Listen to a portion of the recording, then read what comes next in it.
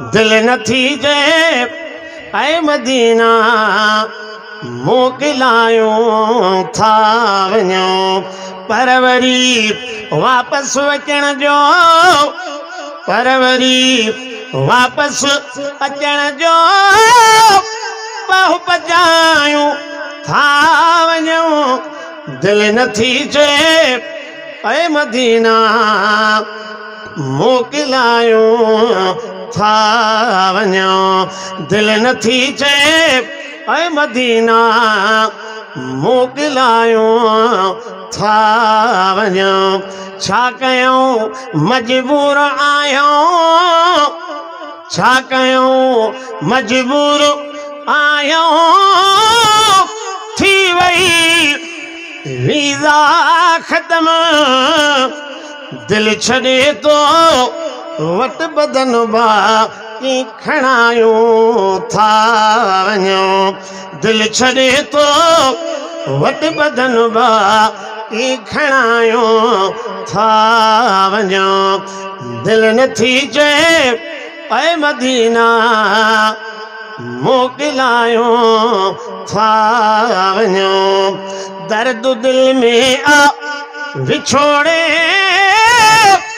जो वॾो ए पाक जार दर्द दिल में आ विछोड़े जो वॾो ए पाक जार वींदे वींदे सिक सीने में समायूं था वञूं वींदे वींदे सिक सीने में समायूं था वञूं दिल नथी चे ऐ मदीना मोकिलायूं था वञूं अर्ज़ आख़िर में करे खुदी मोकिलाणीअ जा सलाम शान तुंहिंजे में गज़ल बैत ॻायूं था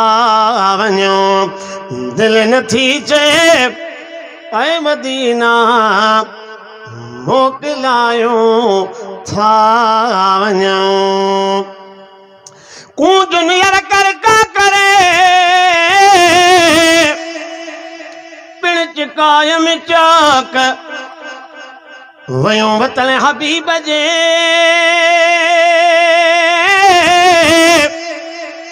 बेवॾाॾी जूं वाक चयमि त शायदि चवनि थियूं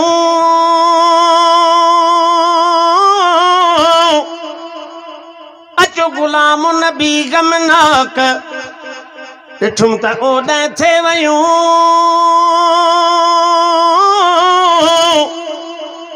जाॾे अरबीअ जी ओथाक असां अॻे ई नाचा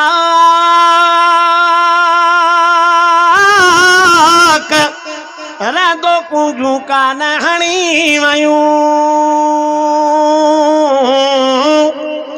अल्लाह अल्लाह अल्लाह हो करीम थो चवे इदरीस पाह कर मोट पो आखिर वरी थो चवे इदरीस पाह कर मोट पो आखिर वरी रोज़े अतहर खे ॾिसी अखियूं पिसायूं था वञूं रोज़े अतहर खे ॾिसी अखियूं पिसायूं था वञूं ऐं बमूं में अणगणिया कहिड़ा गणे कहिड़ा गणिया ऐं बमूं में अणगणिया कहिड़ा गणे कहिड़ा गणिया बद अमल पंहिंजण करे उहा लॻे अहिड़ा बणिया ऐं बमूं में अणगणिया कहिड़ा गणे कहिड़ा गणिया।